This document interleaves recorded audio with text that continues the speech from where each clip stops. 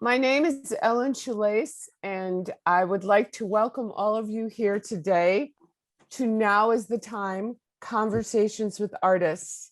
Conversations with Artists is a format and program organized by the International Association of Female Artists. The International Association of Female Artists is providing an opportunity for women worldwide, providing a voice for women artists, and bringing women together across the globe. We are looking to be seen in ways that we never could have been, now emboldened by new technologies and formats that we have become accustomed to in real time during this last unprecedented year. Today, panelists Jill Waterhouse, Meng Tang, Lynnette, Black, and I are honored to have Roslye Ultan as moderator, interviewing artist Liz Dodson. I'm going to introduce the panelists, and then we will go from there. We have Lynnette Black, who is a multimedia artist and curator, and she's currently a co-op member of the High Point Center of Printmaking and actively exhibits locally and nationally. She's been a long-term member of the Women's Caucus for Art, and she's currently a member of Art to Change, and she is a board member and vice president of International Association of Female Artists.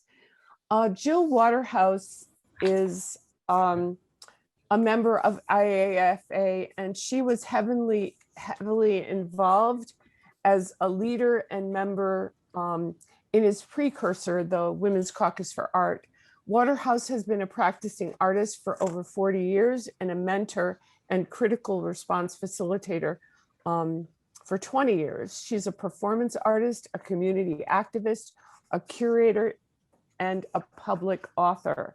Meng Tang is a media artist who earned her Bachelor of Arts, Fine Arts from Beijing Film Academy, a master's degree in media art at the NYU, and a Master of Fine Arts degree in New Media Arts at the University of Minnesota.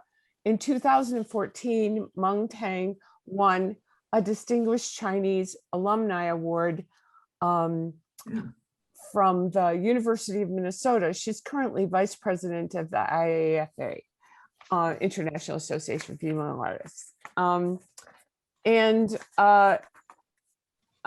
name is Schillace, and I am one of also the board members and VP of International Association of Artists, and I have been a practicing artist in my whole entire life.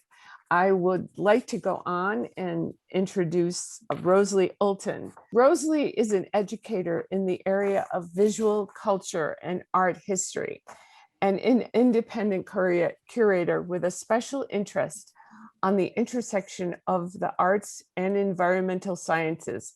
She has curated exhibitions over the past 15 years for the Living Green Exposition and at the University of Minnesota Institute on the Environment.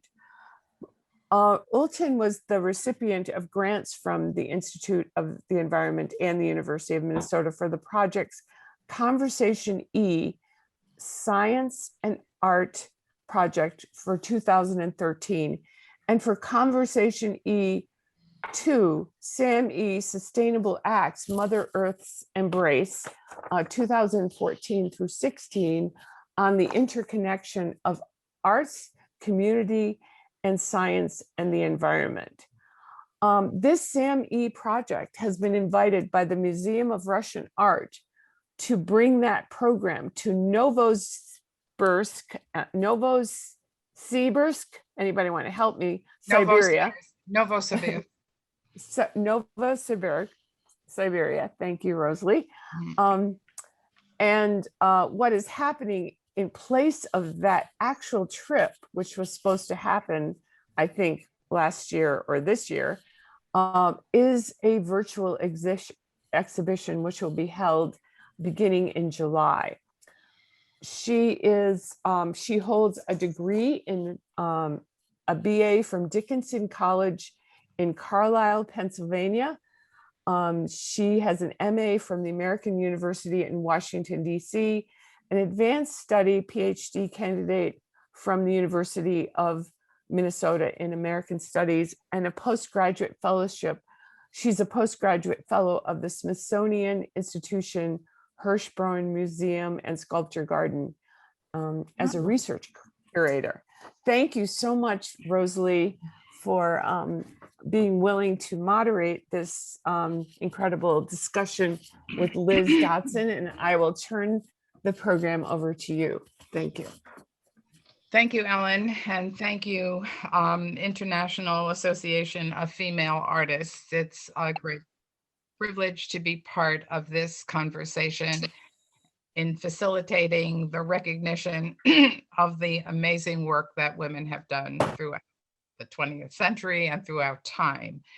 It is also my privilege to introduce Liz Dodson, an artist, a woman, an activist, an international globe traveler, and a navigator through the many genres of art.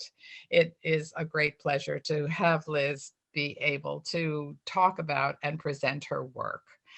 The focus is on Liz Dodson and the work that she has done with her son, James Brenner, and we will see the kind of work that they have brought forward to us in terms of investigating environmental issues through political activism, through social media, into nature, and into the world of science and technology.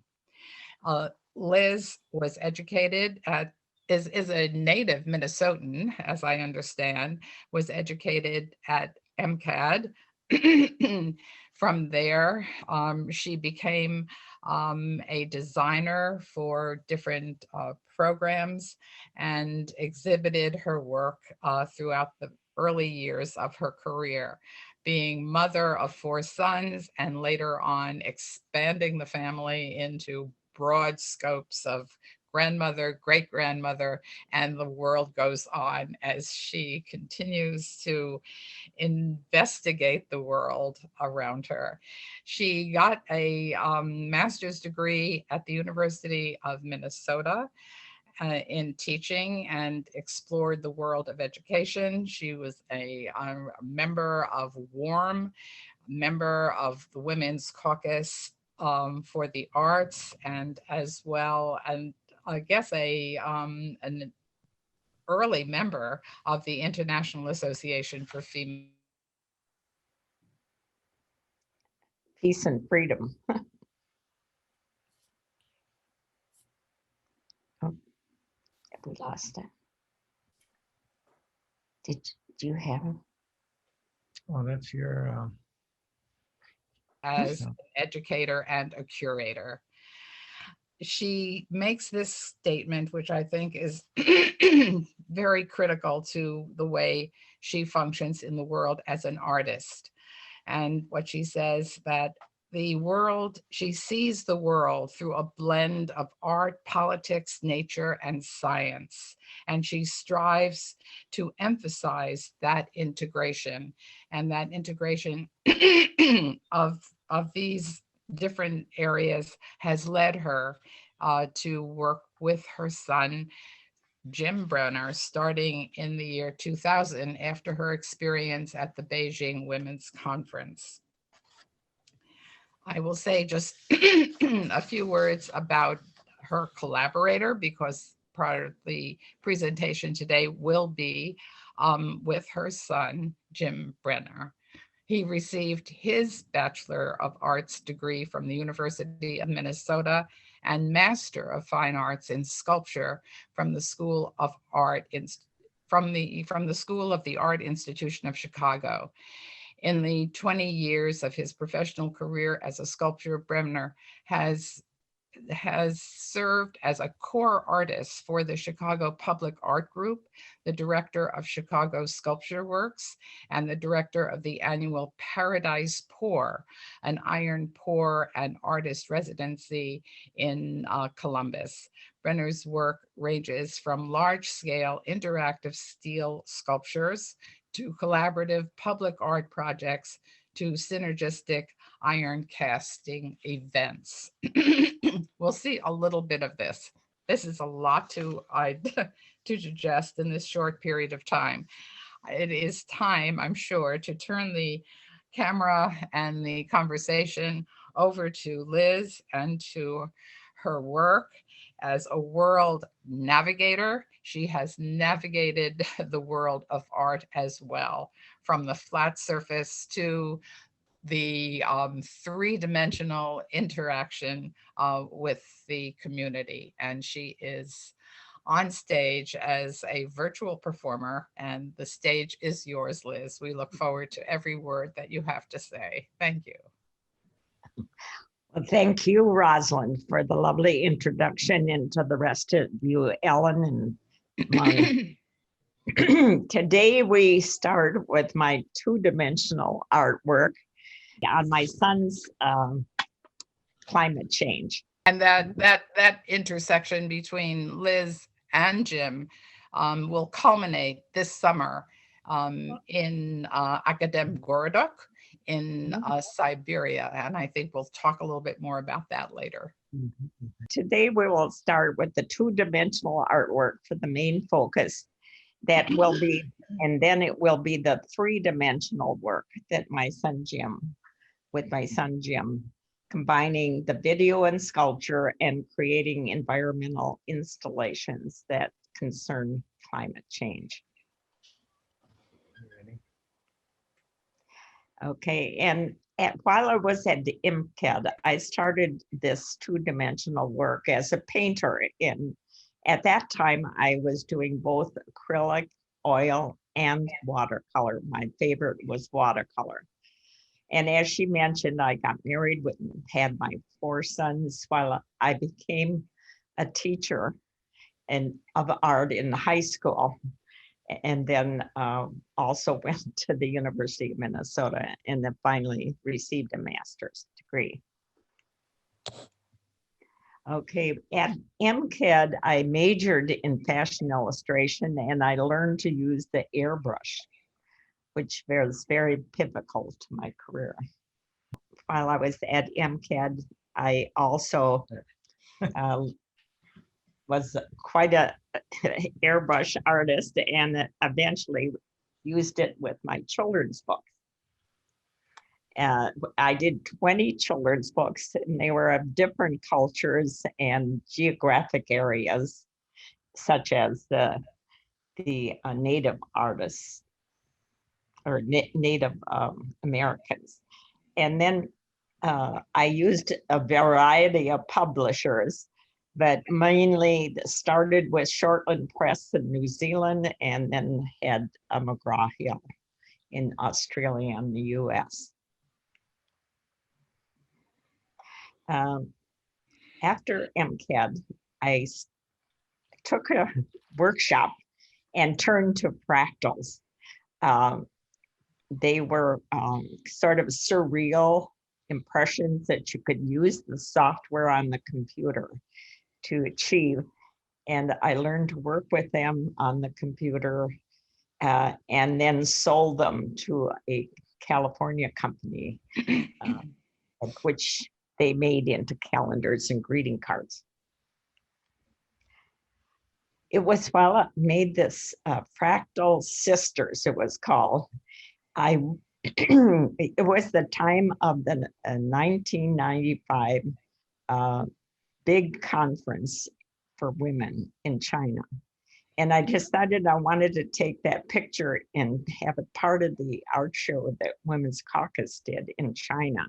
And I also wanted to tell the story of that conference. So that is when I turned to using video. And at the conference, I discovered another person that was doing it in Canada and one that was doing it in Mexico. And we sort of collaborated on an exhibit that had all 3 views of that conference. And I also learned how to edit and film and document with video. And the way I learned most of it was by going to the Apple stores and talking to the experts that they had there.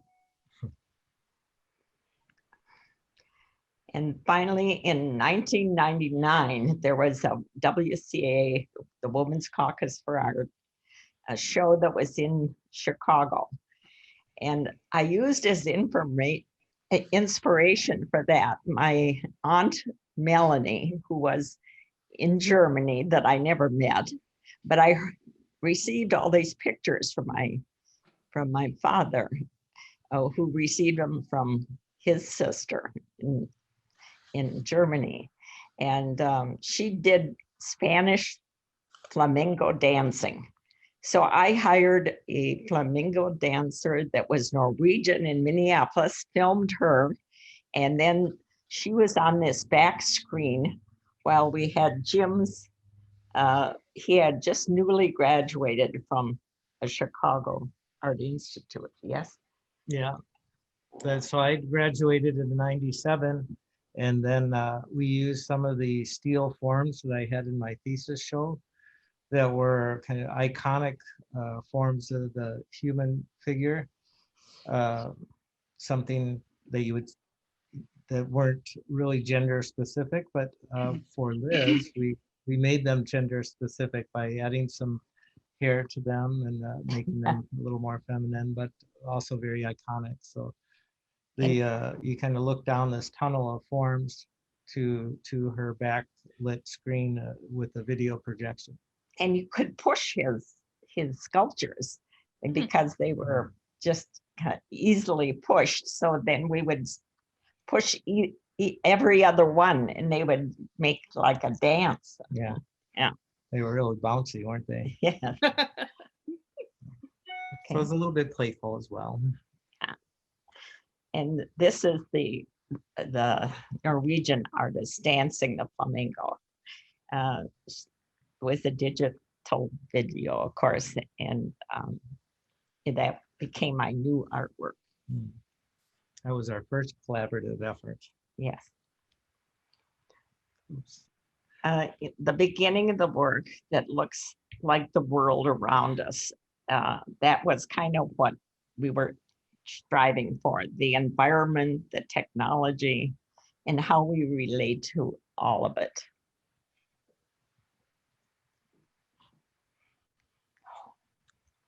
So then this is this one. Okay, the second piece that we did together, whoops. So I'm going to be queuing up the video. You took it away. Okay. Was integrating the video with the sculpture. And the idea was to make the other better, like us. We worked together and made each other better. The video projected 4 quadrants of imagery at the same time using, on my video, I used 4 masks, and the masks blocked out everything else except this round circle that then was shown in the middle of those bowls. And the bowls were made of bronze, aluminum, Iron and copper. So Yeah. they were the four different metallic elements, and the vessels were, the cast metal is kind of a traditional sculptural form that's kind of sort of old. And the video projection is the new technology. So the younger guy's doing the older stuff and the older person's doing the newer Yeah. stuff. But it's also, this the idea of this show was Elements 2000. So we were kind of looking at how we view the elements as well. Yeah. And through antiquity, the elements had been used or viewed as fire, air, water, earth in a very Yeah. essential way. And these were actually done in Staten Island in New York City. And they had a very high ceiling. So I could put my video projector 14 feet above the bowls. And then with the mass on the video, they shone down in these 4 different bowls. Another curator liked them. And so they traveled from New York to Connecticut, Rhode Island, and were part of an exhibit that was in a place called the the Discovery Science Museum in Connecticut. So we had the real and the virtual working together. We did. Oh. So now we're gonna, if you want to continue talking about that, I can cue up the video. That's it. Okay. I'm gonna switch to playing a video That we for made you. together, yes. Sorry. I was going Go to ahead. say you can talk about the project. Yeah. The This is the project that will be shown in Russia next month. And we were invited by Roslyn to be part of this exhibition, which we're very honored to be part of. So we're gonna play about 5 minutes of this video. And this video kind of introduces some of our collaborative work where we're combining sculpture and video and more particularly around environmental issues and how we, well, the work that we've done that with that and more specifically around water as it concerns the environment. But we'll go ahead and show this to you now, and then we'll come back to showing you some stills and talking about the projects a little more detailed.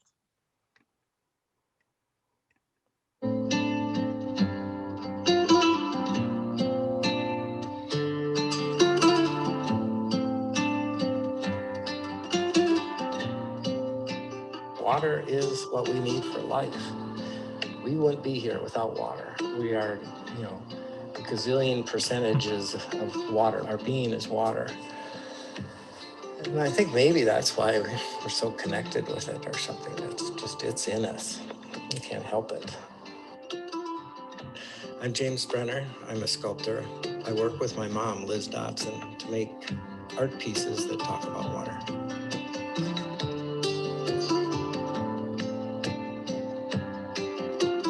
My name is Liz Dodson, and I grew up here in Minneapolis, in South Minneapolis, and then lived in Bloomington, next suburb next to Minneapolis, and then later in downtown Minneapolis.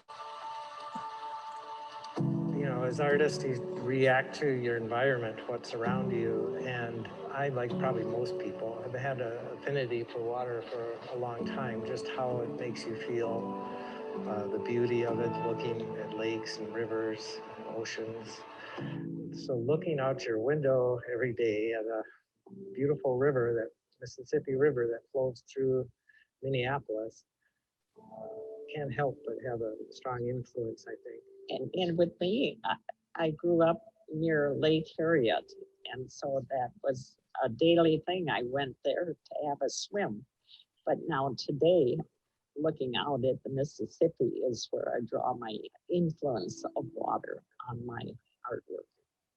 It's true. I mean, the walks that we go through here, they almost always go across the Stone Arch Bridge, see St. Anthony Falls, and watch the seasons as the trees drop their leaves and you can see through directly to the river, really watch its flow and how it comes over.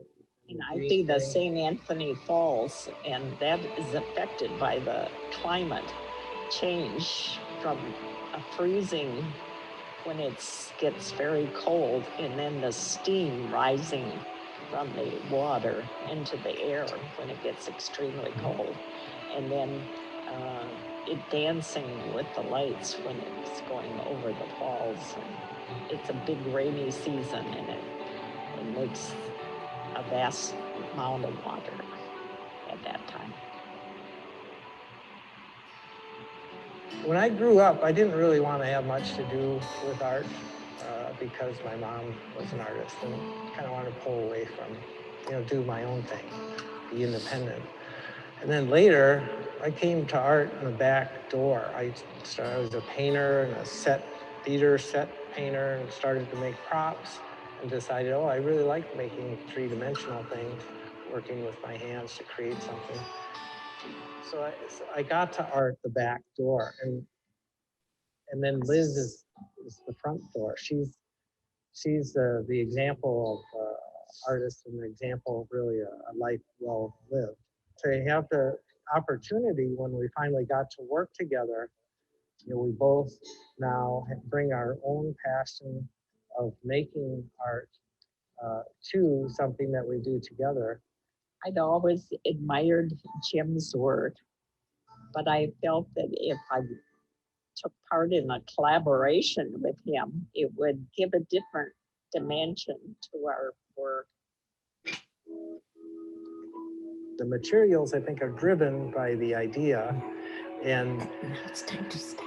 some of the ideas are about us working together, to create something different, like convergence, where we have, hundreds of these little glass things that hang down in the water. Melting ice at the top makes water come down them, and it comes to a pool in the bottom that has the video projection. I do work with glass and steel and light, fashioning that large plumb bob that the video projects into is, a natural progression for that. Those materials that I've chosen are just what will be appropriate and what can make it work for that piece. He spoke of his different materials, and with me, with the video, it's primarily using the same materials of a camera, number one, and sometimes with me, it would be an iPhone as the camera. Restoring balance, that's about women's rights and water rights. That was the first Women in Water Rights show that we did at the University of Minnesota that had in total about 60 artists there, and ours was a primary focus piece. As you first came into the show, ours was straight ahead.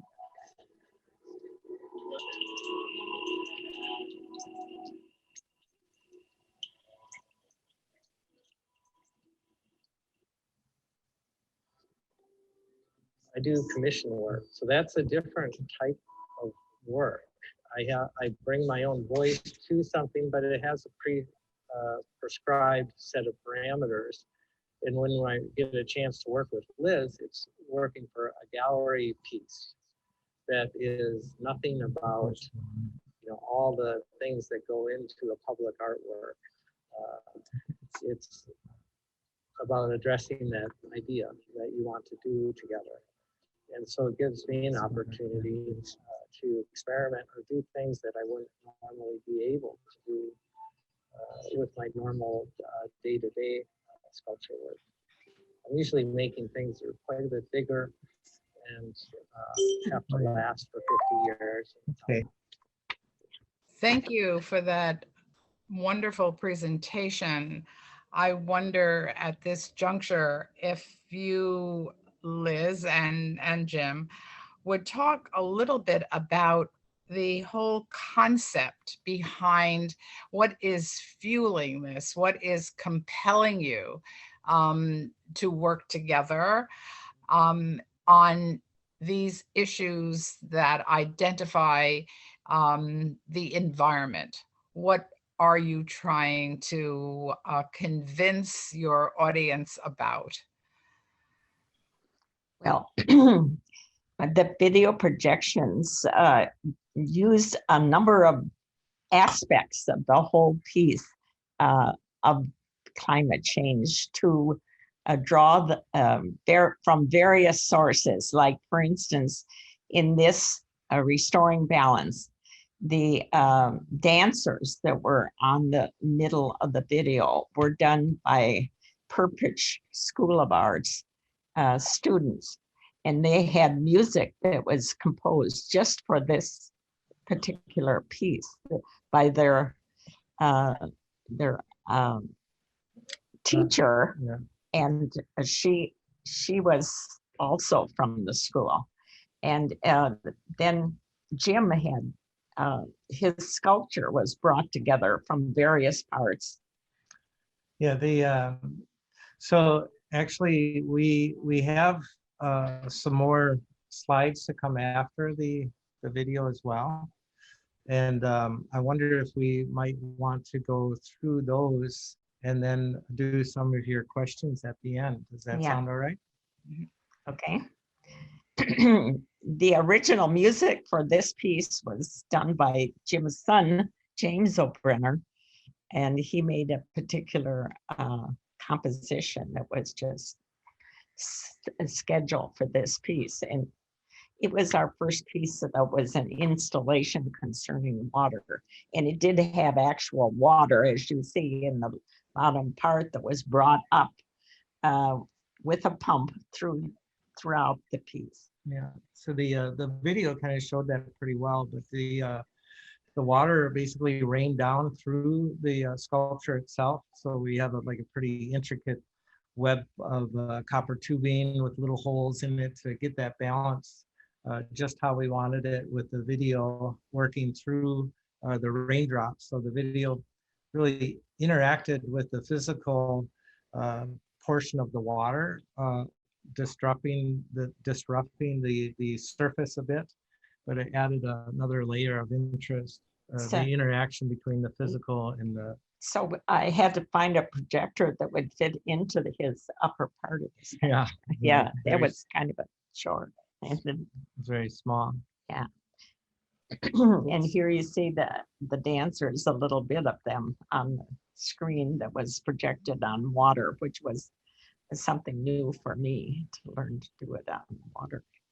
It's nice to work with Liz because the way she works is it's kind of poetic. It tells a story, like these dancers are basically constructing a new performance that's all about the different states of being for water, the gas, whether it's a gas like the clouds or a physical liquid like rain and rivers and water that would be in the lakes, or even frozen, but it's an interpretive dance that's recorded and then put into the video.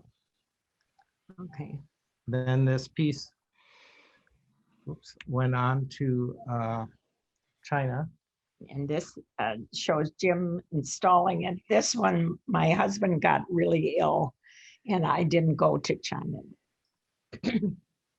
This is when we got to work with Meng, and she curated that exhibition and two others that we went to there. So we got a great opportunity to meet with other artists and to have a very nice cultural exchange, halfway across the world.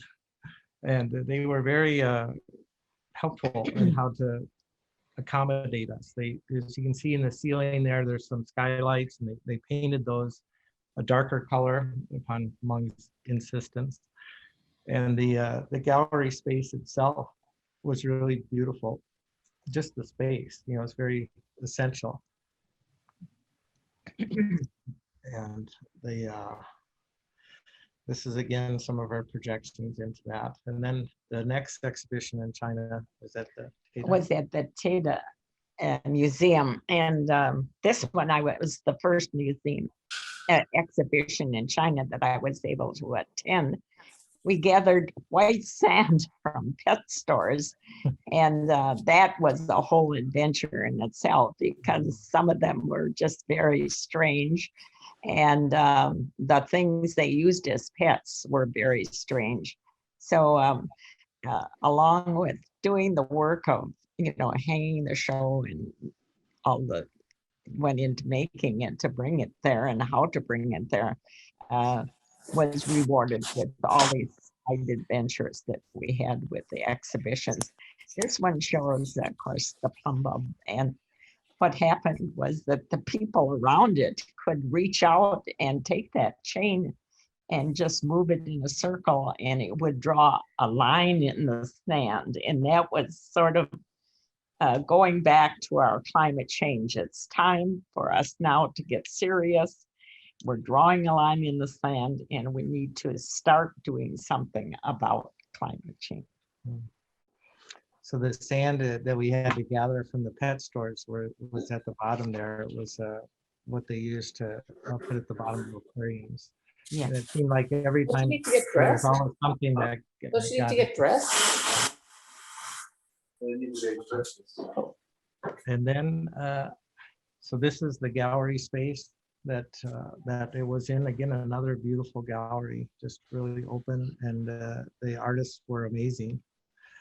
our piece hung from the ceiling, and the plumb bobs used in construction to hold a straight line vertically, and it always finds its balance to do that. So it returns to center, and that returning to center makes a design within the sand that's altered by the participants when they give it a swing. Yeah, and the sand helped really reflect the video very well. Yeah, it was the interaction of that video with the sculpture, you know, having the sculpture swing through the video, it's really made it dynamic and something that would be different than just either the sculpture alone or the video alone. And this just shows us with two of the Chinese artists. The exhibits were mostly half Chinese artists and half international artists from all over the world. We were honored just to be a part of that group. Yes. Now we come to another show that we did. It was called Convergence. And this was shown in Chicago, and which was also the site of the National Women's Caucus for Art. And I was invited to be on the national board for 10 years. So we had a ready audience, a large audience for the opening of the exhibition with all the women that were there for the Women's Caucus. And this piece, you know, had as an interactive part, a kinetic part, a pile of ice that was on top of the sculpture that would slowly melt, and then the lines or the melting ice would create water that would come down the strings. There's almost 1,000 strings, fish line that go to the glass pieces that are at the end, and then the water drops fall off of that into the receiving bowl, which is where Liz's projection was, and again shining through the water. And I also made a really nice plopping sound Yeah, with the water as it came down. and this one was shown in 3 sites. One of them, Roslye helped us get in the show that was in St. Paul. And then it was shown in Chicago and also in Florida in the gallery there. Mhm. Those strings got very tangled, so we spent hours untangling those strings. I remember that. Yeah. The part of the main thing of this sculpture for me is, well, the melting ice and you know, the climate change message that gives, but also all these individual small droplets and how they make a larger thing. So it takes really all of us working together to affect change, and how everything working together creates something else that's bigger. And this one was done in New York. It was shown in a Women's Caucus exhibit in New York, and it was a historic building, and they wouldn't let us hang from the ceiling. So Jim constructed these 3 iron arms Mhm. that made a new structure for hanging, and worked out well. Yeah, so it's a similar theme as the other piece, but we continue to evolve the video as it interacts with it, and in this case, the tripod that it hangs from. So it's kind of a variation of the theme in a way. And this is just a different location that was shown in Minneapolis. It's a gallery right below where my studio space is in the Casket Arts. This was shown at the Institute on the Environment. And of course, yes, at the Institute Environment, the Sammy Yes. show. And this is one of the beautiful Chinese museums on the outside. It took up a whole city block. Okay. And this last piece that we did in this large museum that was in Tianjin was on an oval. And I think it gave a nicer platform for the video. So I really liked it. The larger platform. Yeah. So your video got to be bigger. Yeah. In this instance, we had to remake the top and bottom with some local craftsmen that were amazing to be able to turn aluminum to very specific specifications within, like 3 or 4 days. It was really impressive. Yeah. So able to say that, it seemed like everything, they always had a little challenge that we had to Yes. jump through, There was a hurdle. but it made Yeah. it more exciting. Yes. And so here you can see some of the lines that are drawn in the sand. It's a little bigger piece and a very interactive. The young people Yes. really liked it. Yeah. But I noticed they did put up barricades after. Yes, they put up barricades, keeping that- the people. So that maybe not quite as much interaction. And then this was because the first exhibit was so successful, it was the most successful exhibit they'd ever had at this Catherine Nash Gallery. They invited us to do another one. And I asked Ellen to help me with this, and she came aboard and we worked together for 2 years, but then my husband got very ill again. And so Ellen took over and she did a wonderful job with it. And this is showing my exhibit that was in this exhibit, and it had 3 walls for me to put my exhibit on. And it had And- the flying carpet in there too. Yeah. And this is the picture of me working with my grandson. And we used $1,000 bills to make one of the art pieces. And now it's in the Merrill Lynch office. All about money. And this is one of the pieces that we put together on one of the walls that, This What is a is- flying carpet one, right? yeah, it was in the Merrill Lynch office now.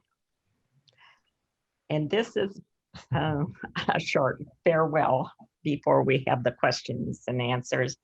And it shows the artwork of my granddaughter, Nola, on the Santa Barbara beach.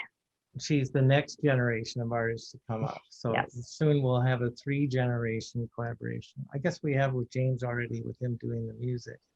So that's pretty special. It's pretty great. Okay, finally, we're done. So that's that's that. Thank you. Wow. Well, I Thank guess you. we'll go to the next part. Roslyn, if you take over. Thank you. Thank you for that very fascinating, brief introduction to the amazing work that you're doing. You mentioned a couple of things that I think are critically important, and that was the universal human right that we have as far as the whole concept of water and that integration into our community. You begin to raise questions that all of us must embrace. Thank you for that concept, as well as the convergence, the idea of converging, of coming together. You speak about the whole idea of working together. And with that concept, we can go forward. Also, the element of time that you bring into your work is another area that furthers the conversation for us to continue to build on. With that in mind, with the coming of the virtual show in Academic Gorok in Siberia, it is about bridging, and this is an opportunity once again to work together with an international community in bringing these ideas forward, to continue the conversation. And thank you for your contribution in this conversation, and I hope it will continue to grow as we move forward in time in solving our issues on the planet. And if there are questions, I think I'm seeing that there are some in the chat. And the comment that I see is that your words are beautiful, perfect, and so glad to have you with us. I don't see any other questions, but I open this to the panel.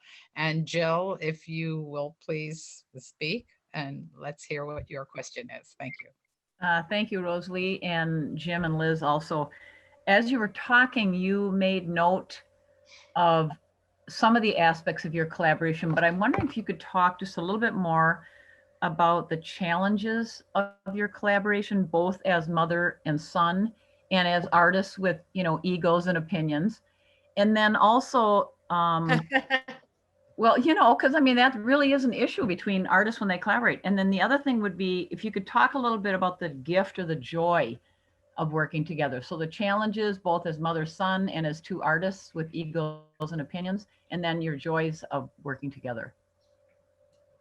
Well, I can say that the piece that was in Staten Island, we were all on a bus. The people that they had gone to the conference for the Women's Caucus went around to it. There were also other exhibits at different galleries. But when we got to the Staten Island gallery, there was a large group of us that went to where the site of our piece was. And one of the women said, "Jim, how does it feel to do work with your mother?" He said, "It's my honor." Well, that was something that stuck with me for the rest of my life. It was just so wonderful to have him say that. It's my honor. Because, of course, in doing all these sculptures, one of us would come up with this idea or that idea, and the other one would like it or shoot it down, and we would have to regroup. And but it was to me so rewarding to do all this work with somebody I love dearly. Beautiful. Echo that for sure. And how about for Yeah. you, Jim? Well, for me, it is an honor. I mean, Liz is amazing, and this is a life path that I circled around back to. It's not something that was forced on me at all. And it's kind of ironic that we kind of line up with that. So that's a very, very much a blessing. And our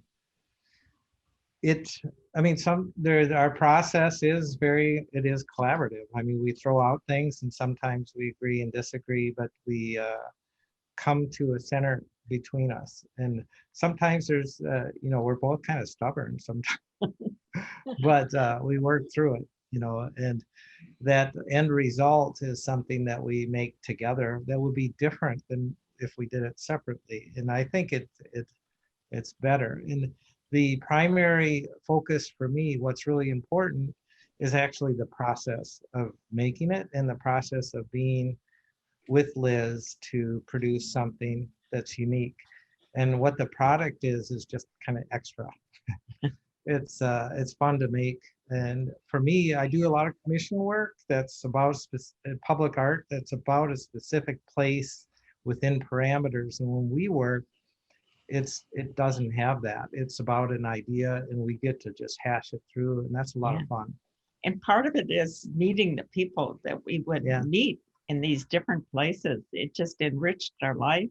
And I think it made our art better. And also we were working with some of the top people in China when we were there. And it was like a stretch to be, go over the hurdles to make our piece work the best way it could, to stay like up to these other gorgeous pieces that were in the show with us. Our piece was very good too, but it was awesome to be there. And for me too, Liz is very active in what she does in being a lot of boards and really behind the scenes working in an organizational way. And a lot of times I'm the token guy that goes along, to the women's conference. So I get to see an inside world that I wouldn't otherwise see, which is pretty neat as well. Yes, Lynnette, please. A couple things really struck me. I have been a friend of Liz's for years, like since the 90s. She got me back into art when I was in a very demanding career and family life, and kind of pulled me back into the art world and never kept pushing me. And so I've never seen the whole arc of Liz's career and her family life as well. And so what I'm observing is this incredible microcosm of family life and illness of a husband and, death and all these calamities that are part of life. On the macrocosm, Liz, you've worked with WILF, the Women's International League of Peace and Freedom, which is also Women's Caucus for Art International is associated with the UN on these macro issues of climate change and refugees and water rights and people having to move around from one part of the planet to the other to survive. And you get setbacks, and how you are able to persist in collaboration for the greater good over the very long haul when you have these horrendous challenges, you know, that are either in your personal life or are in the part of the world, like a war breaks out or something else. And I think that you two, with your family, your grandchildren, and James, all collaborating, it's intergenerational example of how we can address the issues on the macro level. We, in all these countries, as humans, need to work together and work through the problem solving phase and work through the crises and the setbacks. Anyway, I just want to say it was so impressive to see that broad stroke as well as the microcosm. I don't know if you have any advice for any of us of how we push through and when life really smacks you on the side of the head. Well, having just gone through a year of tremendous challenge, does that stimulate you to create work around that kind of crisis, Liz? Yes, the pandemic sort of made us stay home and think more about what we were doing and what's really important in life. And I think that's happened to a lot of people during this year. It really kind of gives us pause to say what things are the most important things. And also, I was lucky enough to discover this man that is my lifetime partner during this time. So that's another added jewel in my life. Yeah, and I want to be like her when I'm her age. I mean, she's got new relationships that are budding at a nice time in your life, and you know, you're still engaged with making art and making it with me and others, and you know, it's just a really active way of working through life. You know, you're kind of still engaged with everything that's around you, and the pandemic, I think, is and actually that example. title of restoring balance is the most important thing in life. You need friends, you need social groups, you need exercise, you need to eat right, you need to sleep right. You have to balance everything in life, and that's part of the joy of life. And it's so wonderful. Yes, and just to be alive as I keep hanging on to life. Yeah. Well, I think you express what I think we all dream about, and that is a kind of passionate romance with life, which continues to enliven and energize everything that you do and everything around you. I mean, it's an infectious kind of radiation that is expressed, and the concept of balance is so critically important. You do that so beautifully in your artwork. My mother, who lived to 102 and a half or 3/4, just passed away a couple of years ago, and her answer to what made life so meaningful and so long for you, and it was the concept of balance. So that is so critically important. If we can all get together and balance our fears and our loves and our pains and our issues, we really might finally go forward into a bright new world. And that's what we all look forward to. 2016, we curated Harmony, an art exhibition for Tianjin Museum of Art. We chose Liz and Jim's work, the installation Restoring Balance 2, to that show. People love the work. Many Chinese artists felt very inspired by their work. Their work is about the balance between human being and the nature. I think that was a good choice to bring their work to China at that moment. Environmental issues was a big problem in China during that time. Of course, still is a problem now. So thank you, Liz, and thank you, James.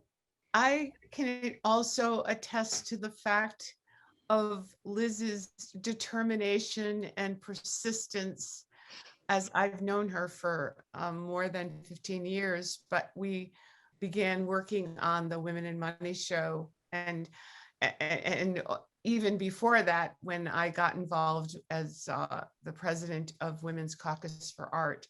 She is a driving force for sure in whatever she does. And she definitely gets what she wants. When she sets out to do something, she gets there. And so she's definitely been an inspiration for me through thick and thin, through my own challenges. And I often wonder, and I'm really delighted to hear you talk about, what it is that drives you. And this has been another wonderful experience having you on this morning and putting together this conversation. I really am grateful. Thank you for today. Thank you. Any other questions? I would add one other thing that I haven't spoken about before, which has impressed me about Liz, about her art, in her interactions, and that is the quality of humility. There is absolutely nothing about you in the way you communicate, in the way you project your accomplishments, if you will, your art. It is about, not so much about you, but it's about the concepts, it's about the ideas that you are passionate about that comes through in the work. And that is because of a particular humble attitude that you take as you integrate and interact with all the world. Yeah, so true artist. Thank you. Yeah, I think the beauty as well as the issues you're grappling with are really, really serious life and death issues. And yet there's such an elegance and a beauty in the entire piece, all of the entire pieces, and the interaction and involving the audience, with the sand and the pendulum. It's also very exciting and quite dramatic and can be emotional as well. So very engaging. A lot of the art that has been in the 20th century and 21st century can be really raw and ugly and Guernica and things, and yet so that's just a contrast that I see that's just so elegant. I also wanted to make a remark about someone from our audience who is an artist on the East Coast, Loy, and she made a beautiful statement about Liz's work or about this particular process. She said, "How generous the universe is, how amazing the life is here. Human kinship and spiritual heritage become one, as if the fundamental elements of the universe were completely merged into one cycle. You have made the invisible cosmic perception of Chinese culture tangible, visible, and poetic also." I think that's a beautiful comment on your process and what you brought to China also, because the work was shown numerous times there and so elegantly. So I felt that we needed to add that into. Wonderful. We are at the end of our hour. And I think for balance, we have maintained that so beautifully.